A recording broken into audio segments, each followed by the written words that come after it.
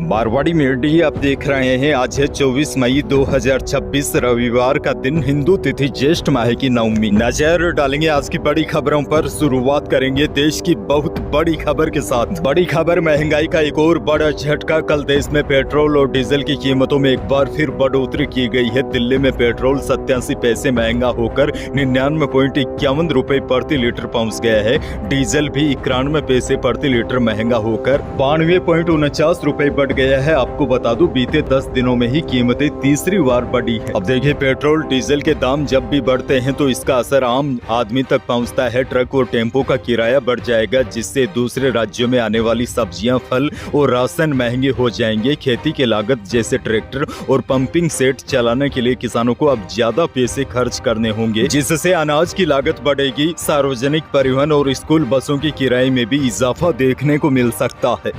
बहरहाल आगे बढ़ जाते हैं। राजस्थान से बहुत बड़ी खबर। पीएम मोदी की पेट्रोल डीजल बचाने सहित 7 तरह की अपील के बाद राज्य सरकार ने सर्कुलर जारी किया है। मंत्रियों, अफसरों व कर्मचारियों की सरकारी खर्च पर विदेश यात्रा पर रोक लगा दी है। वित्त विभाग ने फ्यूल बचाने के साथ ही सरकारी विभागों में खर्च घटाने के लिए गाइडलाइन जारी कर दी है। और बड़ी बात यह है, सभी विभागों को इस नई गाइडलाइन का कठोरता से पालन करने का भी निर्देश दिया गया है। वित्त विभाग के सर्कुलर के अनुसार अब सरकारी विभागों और सरकारी संस्थाओं में नए खरीदे जाने वाले वाहन ईवी होंगे। वहीं मौजूदा पेट्रोल डीजल के वाहनों को भी फेज मैनर में ईवी में बदला जाएगा। सरकार ने 5 बड़े ऐलान किए हैं। सरकारी विभागों में पेट्रोल डीजल बचाने के लिए इलेक्ट्रॉनिक वाहन का उपयोग होगा। दफ्तर आने जाने के लिए कार पुलिंग के आदेश दिए गए हैं। बैठक और अन्य कार्यक्रम सरकारी भवनों में ही होंगे, यानी कि बड़े होटलों में सरकारी बैठकें नहीं होगी। और सभी सरकारी दफ्तरों में सोलर प्लांट लगाने के भी निर्देश दिए गए हैं। आगे बढ़ेंगे। एक और बड़ी और काम की खबर। देश के ग्रामीण रोजगार व्यवस्था में बड़ा बदलाव होने जा रहा है। सरकार महात्मा गांधी नरेगा से नए वीबीजी रामजी अधिनियम 2025 की ओर धीरे धीरे बदलाव की तैयारी कर रही है। इसको लेकर ग्रामीण विकास मंत्रालय ने राज्यों और केंद्र शासित प्रदेशों के साथ कल एक अहम समीक्षा बैठक भी की, जिसमें तैयारियों की स्थिति की जाँच की गई। सरकार चाहती है कि मनरेगा से वीबीजी रामजी में बदलाव बिना किसी परेशानी के हो। इसके लिए राज्यों को सभी जरूरी काम समय पर पूरे करने के निर्देश दिए हैं। इसके साथ ही केंद्र सरकार हर हफ्ते राज्यों के साथ बैठक कर रही है, ताकि काम की प्रगति पर नजर रखी जा सके और किसी भी समस्या को जल्द हल किया जा सके। सरकार ने साफ किया है कि मनरेगा 1 जुलाई 2026 तक चलता रहेगा। जो भी काम चल रहे हैं उन्हें नए सिस्टम में भी जारी रखा जाएगा। आगे बढ़ जाते हैं। एक और बड़ी खबर। राजस्थान में भी पेट्रोल और डीजल की बढ़ती कीमतें आम आदमी की कमर तोड़कर रख दी है। बीते 10 दिनों के भीतर तीसरी बार ईंधन की दरों में भारी बढ़ोतरी हुई है। पेट्रोल डीजल के महंगे होने से सीधा असर आम जनजीवन, घर की रसोई और लोगों की जेब पर पड़ रहा है, क्योंकि लॉजिस्टिक और माल भाड़ा बढ़ने से रोजमर्रा की चीजें भी महंगी हो गई है। बड़ी खबर यह भी देखिए। राजस्थान के पूर्व मुख्यमंत्री एवं कांग्रेस नेता अशोक गहलोत ने राज्य सरकार से पेट्रोल डीजल पर वेट और रोड सेस में कमी करने की मांग की है। गहलोत ने शनिवार को सोशल मीडिया के माध्यम से मुख्यमंत्री भजनलाल शर्मा से यह मांग करते हुए कहा है कि राज्य सरकार पेट्रोल डीजल पर वेट और रोड सेस में तुरंत कमी करे, ताकि प्रदेश की जनता को इस कमर तोड़ महंगाई से कुछ हद तक राहत मिल सके। गहलोत ने कहा, पेट्रोल डीजल महंगा होने से सरकार को फायदा हो रहा है। भाजपा सरकार अपना वेट कम कर आमजन को राहत दे, ताकि आमजन को महंगाई से राहत मिल सके। आगे बढ़ेंगे। एक और बहुत बड़ी खबर। राजस्थान में स्कूलों की गर्मी की छुट्टियां, यानी कि ग्रीष्मकालीन अवकाश 28 जून तक बढ़ा दिया है। दरअसल पहले 22 जून से स्कूल खुलने वाले थे, अब स्कूल 29 जून से खुलेंगे। छुट्टियां बढ़ाने को लेकर राजस्थान शिक्षक संघ के बैनर तले शिक्षकों का आंदोलन चल रहा था। सरकार ने शिक्षकों की मांगे मान ली है। संघ और शिक्षा विभाग के बीच शनिवार को समझौता हुआ। समझौता पत्र पर शिक्षा मंत्री के वरिष्ठ सहायक के हस्ताक्षर किए गए। इधर इस संबंध में अभी तक आधिकारिक आदेश जारी नहीं किया है, लेकिन माना जा रहा है जल्द ही औपचारिक आदेश जारी किया जा सकता है।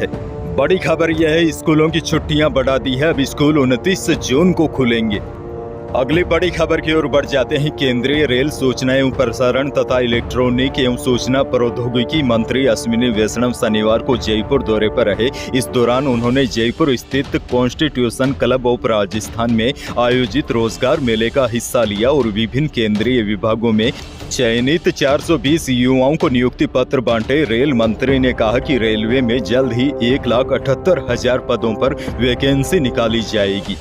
अगली बड़ी खबर की ओर बढ़ जाते हैं। राजस्थान में नगर निकाय और पंचायत चुनाव को लेकर भजनलाल सरकार के मंत्री झाबर सिंह खर्रा ने शनिवार को बड़ा बयान दिया है। अजमेर के झलकारी बाई स्मारक के पास बनने वाले कन्वेंशन सेंटर का शिलान्यास करने पहुंचे स्वायत्त शासन मंत्री झाबर सिंह खर्रा ने कहा कि सरकार चुनाव कराने के लिए पूरी तरह तैयार है। दरअसल आपको बता दूं, अभी हाल ही में राजस्थान पंचायत और निकाय चुनाव पर हाईकोर्ट ने बड़ा फैसला सुनाया है। राज्य सरकार को 31 जुलाई तक चुनाव करवाने के निर्देश दिए हैं। इसके साथ ही हाईकोर्ट ने आदेश देते हुए कहा है कि ओबीसी आयोग को भी 20 जून तक रिपोर्ट सौंपनी होगी।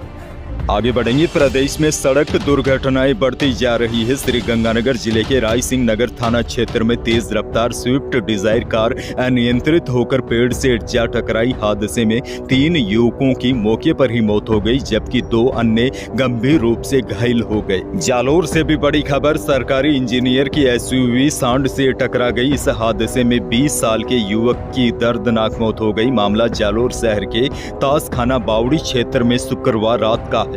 ब्यावर में भी कल बड़ा हादसा हो गया। ब्यावर जिले के मसूदा थाना इलाके में बोलेरो ने रोंग साइड आकर बाइक सवार युवकों को टक्कर मार दी। टक्कर इतनी भीषण थी कि एक युवक 10 फीट हवा में उछल गया। इस हादसे में एक युवक की मौत हो गई, जबकि दूसरा गंभीर रूप से घायल है। जालोर जिले से बड़ी खबर। जिले के भीनमाल शहर में दिन दहाड़े एक युवक पर हुए जानलेवा हमले ने पूरे क्षेत्र में सनसनी फैला दी है। ऐसी घटनाओं से ऐसा लगता है जैसे प्रदेश में कानून व्यवस्था पूरी तरह फेल हो चुकी है। हमलावरों ने पहले युवक के साथ मारपीट की और बाद में स्कॉर्पियो वाहन से कुचलने का भी प्रयास किया।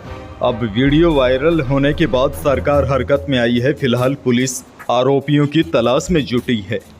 एक और बड़ी खबर। राजधानी जयपुर के सरकारी अस्पतालों में अब मरीजों को ओपीडी पर्ची बनवाने के लिए लंबी लाइनों में खड़ा नहीं होना पड़ेगा। चिकित्सा विभाग ने आभा आधारित ऑनलाइन पंजीयन सुविधा शुरू कर दी है। इसके तहत अस्पतालों के ओपीडी पर्ची केंद्रों और अन्य प्रमुख स्थानों पर QR कोड लगाए गए हैं। इन्हें स्कैन करते ही मरीज का ऑनलाइन पंजीयन हो जाएगा। इसके बाद मरीज टोकन नंबर के आधार पर संबंधित चिकित्सक से जांच और परामर्श ले सकेंगे। नई व्यवस्था लागू होने से मरीजों का समय बचेगा और अस्पतालों में भीड़ व अव्यवस्था में भी कमी आने की संभावना है।